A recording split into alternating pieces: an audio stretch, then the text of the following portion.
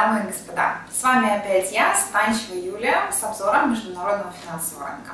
Ну что ж, у нас сегодня могу сказать несколько событий. Итак, первое. Сегодня сразу хочу, имея возможность поздравить, сегодня праздник, сегодня день равноденствия, и можно сказать, что именно с сегодняшнего дня, по сути, начинается весна. Поэтому с этим прекрасным днем вас поздравляю, чтобы у всех с сегодняшнего дня, как говорится, сбывались все мечты, потому что ранее вообще считался это днем Нового года. Ну а для нас, для трейдеров, этот день тоже особый. Сегодня пятница, завершение торговой недели. И, как правило, пятница, во-первых, для многих уже является выходным, потому что многие уходят с рынка в этот день. Для многих это является подведением итогов и подготовка к торговле на следующую неделю. Ну, давайте мы попытаемся, как говорится, рассмотреть вариации для торговли и для одних трейдеров и для других, и сразу же рассмотрим перспективы, возможные на торговлю на следующую неделю. Итак, начнем с экономического календаря. Но с точки зрения сегодняшних показателей, я бы сказала, что достаточно таким активными, наверное, элементами, на которые стоит обращать более серьезное внимание, это будет первая половина дня, практически утро, ну, по крайней мере, по Киеву, и завершение суток. То есть на сегодняшний день достаточно активно себя будет проявлять еврозона. Как мы видим, у нас в 11 часов будет заседание Европейского совета, экономический также саммит ЕС и также рассмотрение платежного баланса. Все это будет в одно время.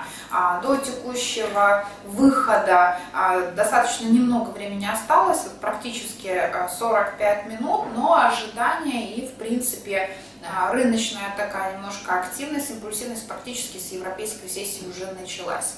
Далее достаточно большой ряд индексных показателей различных. И вот уже, как говорится, к завершению сегодняшних суток будет нас лидировать теперь Штаты и Великобритания. У нас, вот можно сказать, 4 представления. Речь члена комитета по открытым рынкам будет Федеральной резервной системы Фишера. Далее уже под, как говорится, занавес торговой недели это Качерпалокта, да, так не выговоришь правильно, и Джереми Стейна. Ну и, конечно, у нас по Великобритании также речь главы экономистов Банка Англии. Ну, вот как вы видите, сейчас очень большое количество постоянных съездов, заседаний, высказываний. То есть, если в принципе сравнить непосредственно по состоянию торговли с прошлым годом, я даже бы сказала, с несколькими годами ранее,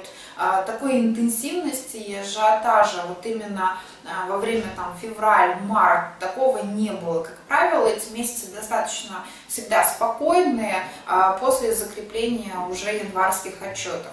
Этот год он совершенно другой, то есть поэтому это еще раз говорит о том, что вести процесс торговли однообразно не стоит. Стоит всегда варьировать и пересматривать процесс как и технических маневров по торговле, так и в принципе постройку на фундамент тоже нужно менять.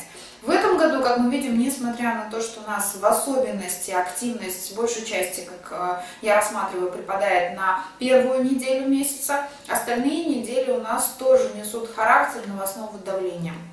И достаточно, я бы сказала, серьезного. На это сейчас стоит обращать внимание. И именно этот фактор, он должен быть за основу именно того, как именно вы будете вести процесс вашей торговли по отношению к новостному фону. То есть вы присутствуете в это время в рынке или вы не присутствуете в это время на рынке. Поэтому, конечно, вы здесь детально рассматриваете, достаточно жестко определяете для себя.